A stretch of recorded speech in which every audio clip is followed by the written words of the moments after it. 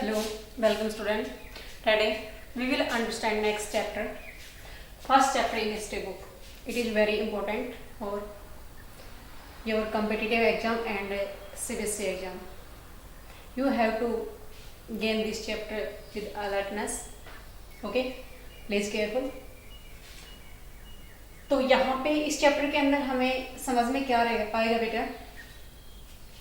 We will understand in this chapter nationalism in European country like France, Germany, Italy and Britain. इन सभी country की हम nationalism के बारे में स्टडी करेंगे. तो डिफरेंट टाइप से इनके अंदर नेशनलिज्म आया था. नेशनलिज्म क्या होता है? नेशनलिज्म होता है अपनी एक क्राइटेरिया जो होता है अपनी लैंड का, उसमें रहने वाले जो लोग हैं उनकी common activity, common ideas, common problems और उन सभी का कॉमन जो स्ट्रगल सिस्टम है, जो राइट्स का लेने के लिए कह सकते हैं या अपनी सोसाइटी में सरवाइव करने के लिए, जिनके अंदर वो फिक्स उनके पास रूल रेगुलेशन का सिस्टम होता है, गवर्नमेंट की एक जैसी पॉलिसी उसके ऊपर इम्पोज होती है. तो इस प्रकार से जो एरिया होता है, जो लैंड होती है, जिसके अंदर अपना अधिकार होता है और अपना ही गवर्नमेंट का सिस्टम होता है, उन सभी उसी सिस्टम को हम नेशन बोलेंगे. तो जैसे हमारा इंडिया एक नेशन है, इसके अंदर फिक्स बाउंड्री है और इंडिया में रहने वाले सब अपने आप को इंडियंस कहते हैं. उनके पास एक सिटीजनशिप है. तो इंडिया में भी नेशनलिज्म आने का बहुत सारे रीजन है. उसके बारे में हमने 8th क्लास में स्टडी की थी. और उसके बाद में हमारे पास जो नेशनलिज्म आया था वो डिफरेंट टाइप से आया था, क्योंकि ब्रिटिश ईस्ट इंडिया कंपनी अगर हमारे पास नहीं आती तो शायद हमारे पास ये नेशनलिज्म बहुत लेट तक भी नहीं आ पाता. तो नेशनलिज्म जो हमारे इंडिया में आया है वो ब्रिटिश ईस्ट इंडिया कंपनी के अगेंस्ट जो लोगों के माइंड में जो आइडियाज आए थे, उनके आइडियाज कॉमन हो गए और उसके बाद में उसका सॉल्यूशन के लिए उन्होंने गैदरिंग के साथ काम किया. तब वहां से ही उन्होंने नेशनलिज्म का फाउंडेशन स्टार्ट किया. तो हमारे इंडिया में डिफरेंट टाइप से नेशनलिज्म आया. अब यहाँ पे जो कंट्री हमारे पास, जो जर्मनी है, इटली है, ब्रिटेन और फ्रांस, इन सभी कंट्री में, फ्रांस की जो कंट्री है, उन सभी कंट्री में नेशनलिज्म डिफरेंट टाइप से है. तो सबसे पहले आपके पास ये पिक्चर काफी इंपॉर्टेंट है, क्योंकि इस बेस पे एक पिक्चर देने के बाद सीबीएसई में इसके आधार पे क्वेश्चंस पूछा जाता है और वो भी मल्टीपल चॉइस में पूछा जाता है. उसके जो ऑप्शन है वो काफी सिमिलरिटीज रखते हैं. बहुत ही स्टडी करने के बाद आपने उसमें एक पॉइंट्स को चूज करना है. तो आप लोग इसको ध्यान से देखेंगे और उसके बाद में इसकी स्टडी भी करेंगे जो नीचे दे रखे हैं. ये जो आपके पास पिक्चर दे रखी है, ये फ्रेडरिक सारियो की बनाई हुई 1848 की पिक्चर है. इस पिक्चर में ये वोमेन है जो एक नेशन का सिंबल दिया जाता है. जैसे हम अपनी भारत माता को बोलते हैं, भारत माता is not realistic, it is abstract, यानी कि एक काल्पनिक है.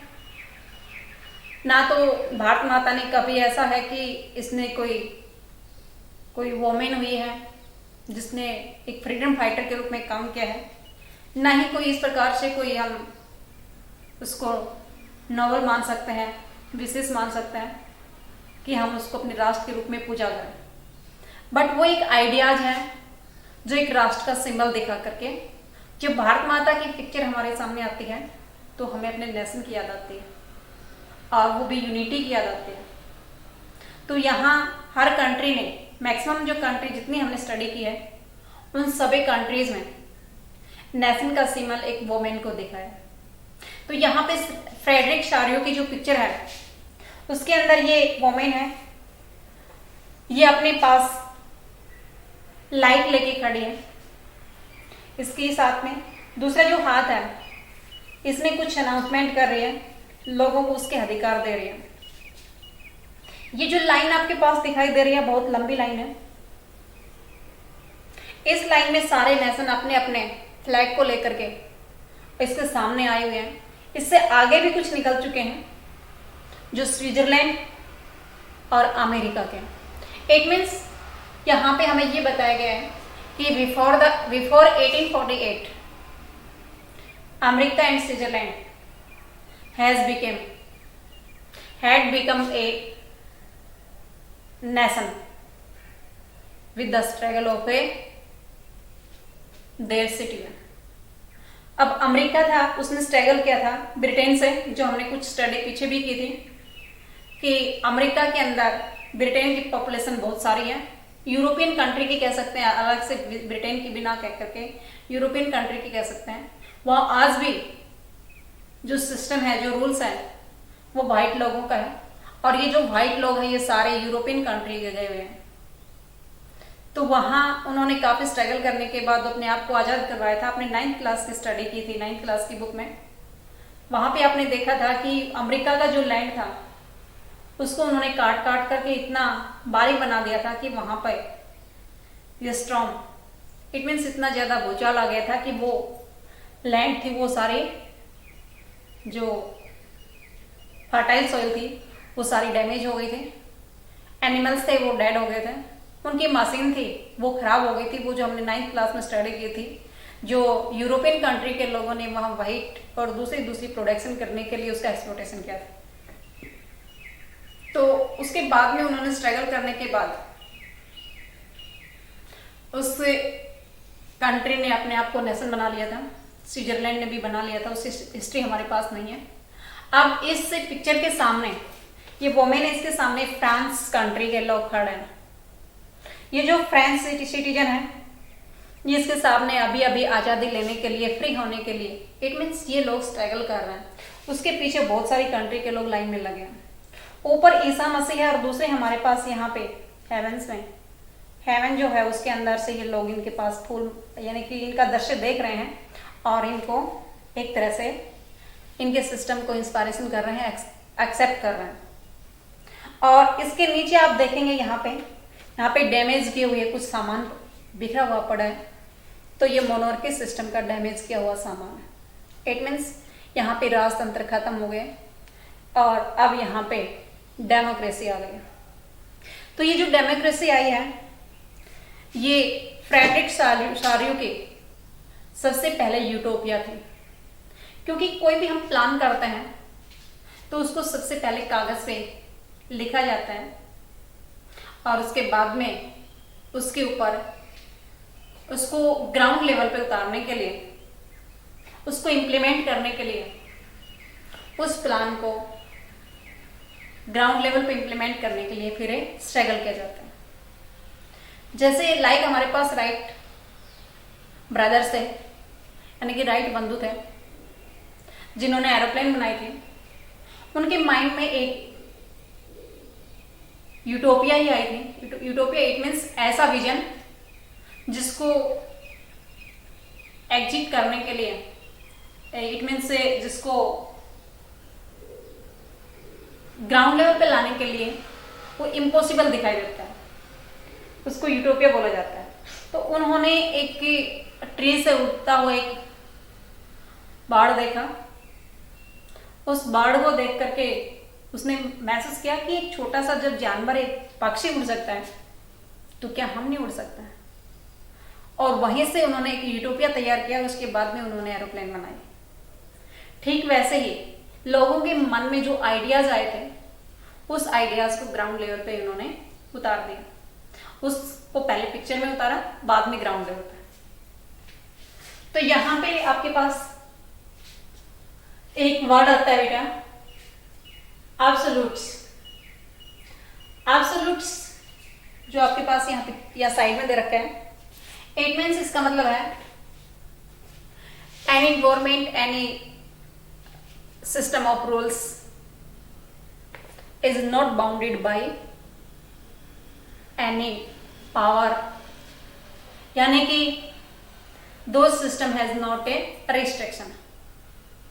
एक एब्सोल्यूट वर्ड वो होता है जहाँ पे उस राजा के या जो गवर्नमेंट का सिस्टम है उसके पास किसी प्रकार का कोई रिस्ट्रिक्शन नहीं होता है। दूसरा वर्ड इसमें यूटोपिया है, वो मैंने अभी बता दिया। इससे आगे का हमारे पास जो सिस्टम है उसके अंदर लोगों के अंदर नेशन का, एक राष्ट्र का भाव भरने के लिए, लोगों को इक्वलिटी का राइट्स देने के लिए, उनका रिस्पेक्ट देने के लिए लोगों ने स्ट्रगल करना शुरू कर दिया और फ्रेडरिक शारियो की जो पिक्चर है उसको रियल में चेंज करने के लिए प्रयास शुरू कर दिया। उसी पॉइंट को हम आगे स्टडी करेंगे फ्रेंच रिवॉल्यूशन। देखिए, जो फ्रेंच रिवॉल्यूशन था, फ्रेडरिक शारियो ने जो पिक्चर बनाई थी उससे पहले भी फ्रेंच रिवॉल्यूशन हमारे पास हो चुका था, जो हमने 9th क्लास में स्टडी की। इसमें 1789 में जो फ्रेंच रिवॉल्यूशन हुआ था, जो 9th क्लास में स्टडी किए थे, उसमें लोगों ने क्यों किया था, हमने वहां पे देखा था कि फर्स्ट, सेकंड और थर्ड स्टेट्स के लोग थे। फर्स्ट और सेकंड स्टेट्स के लोग, उनके पास किसी प्रकार का कोई भी टैक्स देने का कोई प्रेशर नहीं था, केवल थर्ड स्टेट्स के लोग देते थे। इसी प्रॉब्लम में उनके पास टैक्स ज्यादा इंपोज कर दिया गया था और लोगों ने उसका अपोज किया। वहां का जो रूलर था लुइस 16, उसने लोगों को उसने जेल में बंद किया और बाद में जो फ्रेंच रिवॉल्यूशन हुआ था उसमें इक्वलिटी, फ्रेटर्निटी और फ्रीडम का भाव लेकर के उन लोगों से वहां पे स्ट्रगल किया और बाद में मोनार्की सिस्टम को अबॉलिश किया। इसमें हमारे पास आता है बेटा 1784 में जो फ्रेंच रिवॉल्यूशन हुआ था उसके बाद में क्या होता है, कलेक्टिव आइडेंटिटीज, सभी की सामूहिक पहचान तैयार की गई। सबसे पहले क्या किया गया, ला पोर्ट्री, इट मीन्स फादरलैंड, हम मदरलैंड बोलते हैं, उन्होंने नाम दिया पहले उनका फादरलैंड, कि हमारे ये फादर की लैंड है, जैसे हम मदरलैंड बोलते हैं हमारी मातृभूमि, ठीक वैसे हमारे पास ये फादरलैंड। तो उन्होंने सबसे पहले अपने लैंड को, अपने नेशन को, अपनी बाउंड्री को उन्होंने ला पोर्ट्री नाम दिया और सभी लोगों को लास्टाइन्स, लास्टाइन यानी कि यहाँ पे कोई भी बड़ा छोटा नहीं रहेगा, फर्स्ट, सेकंड, थर्ड स्टेट्स में कोई डिवीजन नहीं होगा, सभी लोगों को स्टाइन्स कहा जाएगा। स्टाइन इट मीन्स सिटीजन, सभी लोगों को एक ही नाम देंगे, वो नाम क्या देंगे, सिटीजन। और सभी को जब सिटीजन कहा गया तो सीधी सी बात है कि उसके पास कलेक्टिव आइडेंटिटी आ गई, उनका एक ही पहचान हो गई कि सभी को सिटीजन बोला। दूसरा क्या दिया गया, इक्वल राइट्स। हमने 9th क्लास में स्टडी की थी कि फर्स्ट, सेकंड स्टेट्स जो लोग थे उस ग्रुप में शामिल थे, उनको टैक्स नहीं देना पड़ता था, तो सभी को इक्वल राइट्स दिया गया कि यहाँ कोई भी ऊंचा नीचा नहीं है। न्यू फ्रेंच फ्लैग, एक राष्ट्र बनाया गया, एक नेशन बनाया गया और उस राष्ट्र के लिए ट्री कलर का एक फ्लैग बनाया। जो राजा का अपना फ्लैग होता था, राजा को जो चीज सबसे ज्यादा लाइक होती थी उसी को यह फ्लैग पे इंपोज कर देते थे, तो उनका फ्लैग हटा दिया गया और वहां पे डेमोक्रेसी आ गई। कब? After revolution of 1789। तो वहां पे उन्होंने नेशन के नाम पे अपना नया फ्लैग बनाया। और नेक्स्ट हमारे पास है नेशनल असेंबली बनाई, इट मीन्स पार्लियामेंट बनाई, जैसे हम पार्लियामेंट बोलते हैं वैसे ही उनकी national assembly. After abolish of A states general, यहां हम कहेंगे replace of A states general, किसको रिप्लेस किया गया,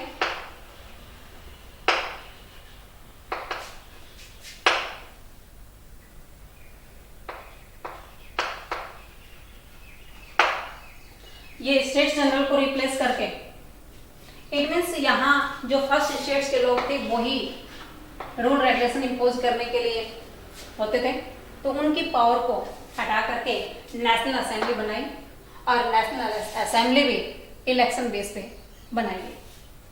नेक्स्ट है बेटा हेम्स वर इम्पोर्ट, नई स्तुति, नई ओथ और जो फ्रीडम फाइटर थे, उनके सैक्रिफाइस जो लोग हुए थे, उनका गुणगान किया गया। क्योंकि पहले, इससे पहले राजा का ही नाम लिया जाता था, उसी का ही गुणगान किया जाता था, उसी के जयकारे लगते थे। और जब फ्रेंच रिवॉल्यूशन हुआ तो उसके बाद में उन्होंने नए ढंग से और नए ढंग के कॉन्स्टिट्यूशन और जो उनके सैक्रिफाइस लोग थे उनका गुणगान किया गया। और कॉमन आइडेंटिटीज में और क्या आता है, पावर का सेंट्रलाइजेशन किया गया।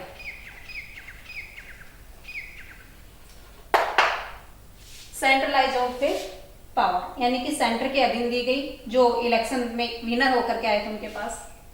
आगे जो इंटरनल कस्टम ड्यूटी थी, जो फ्रेंच कंट्री थी, उस फ्रेंच कंट्री के अंदर जगह जगह बीच बीच में बैरियर होते थे, एक एरिया से दूसरे एरिया में जाने के लिए कस्टम ड्यूटी देनी पड़ती थी। तो वो कस्टम ड्यूटी उन्होंने अबॉलिश की, internal custom duty.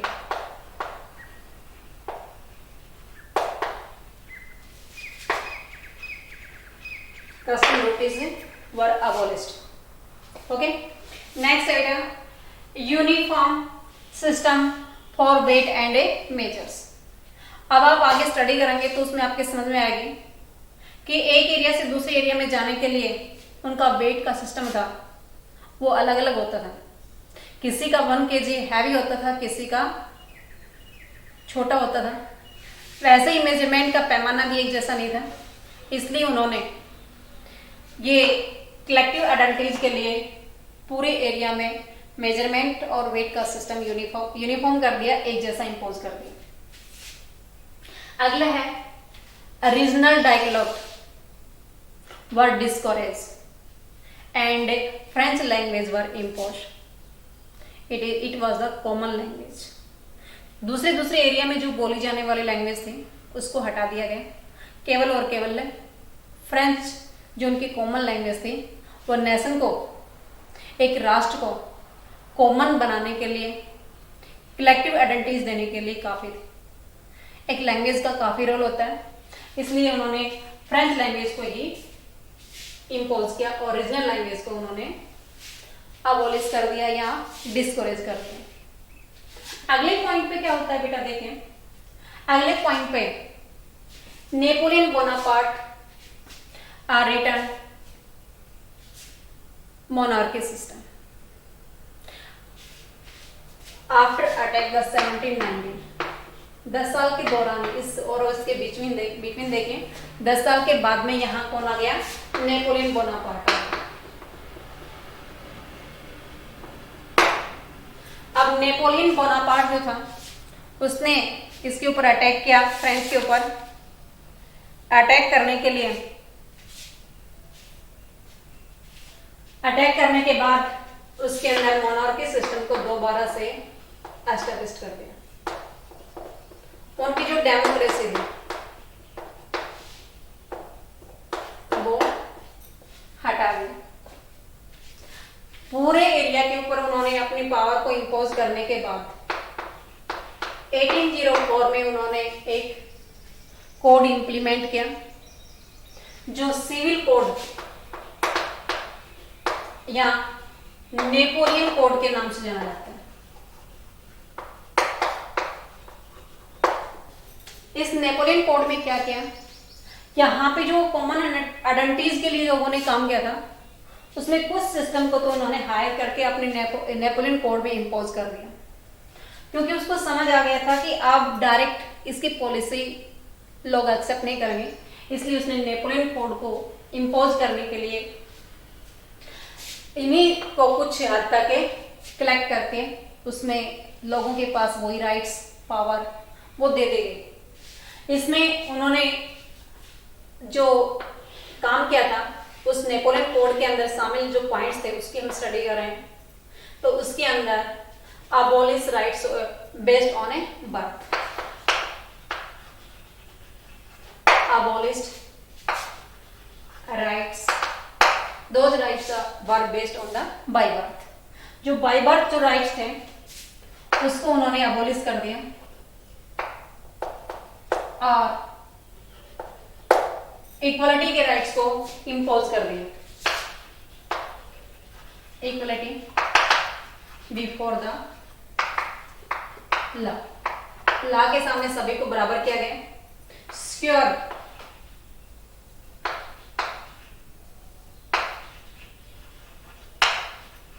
The rights of a property, जो प्रॉपर्टी का अधिकार था उसको तो बरकरार रखा, सिक्योर रखा कि कोई भी किसी भी आदमी की प्रॉपर्टी नहीं ले सकता है। उसके बाद में और जो अच्छी चीज थी वो क्या थी, उन्होंने फेडरल सिस्टम को अबॉलिश किया। ये फेडरल सिस्टम क्या होता है? फेडरल सिस्टम होता है जो हमसे लैंड रेवेन्यू कलेक्ट करवाते हैं और कलेक्ट करवाने के बाद गवर्नमेंट के पास भेजते हैं। वो जो जमींदार होते थे उसको हम फेडरल सिस्टम, वो जमींदार होते थे जिस सिस्टम से हमें लैंड रेवेन्यू कलेक्ट करते थे उसको फेडरल सिस्टम बोलते हैं। उसके साथ साथ जो सफरडम थे, अब ये सफरडम क्या होता है बेटा? सफरडम इट मीन्स जो पीजेंट्स के पास काम करने वाले, या फिर ये कहेंगे लैंड पे काम करने वाले जो सर्वेंट होते थे, मजदूरी करने वाले जो लोग होते थे, जो एग्रीकल्चर में काम करते थे, वो सफरडम होते थे।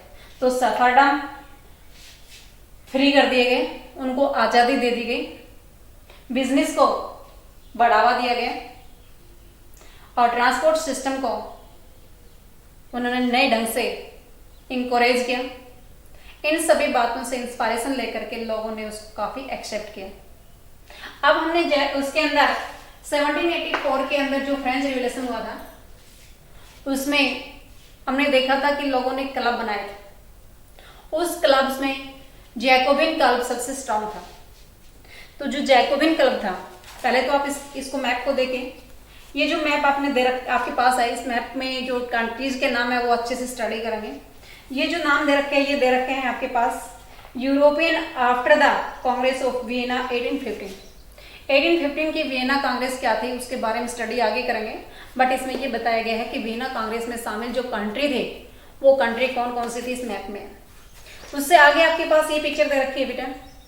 इसमें जो जैकोबिन क्लब के लोग हैं वो लोगों को अपने साथ थे गैदरिंग करके उनको इंस्पायरेशन दे रहे थे कि जैसे फ्रांस में हम डेमोक्रेसी लेके आए हैं, ठीक वैसे ही दूसरी कंट्री में डेमोक्रेसी और सिविलाइजेशन का मिशन लेकर के हम आपके पास पहुंचे हैं।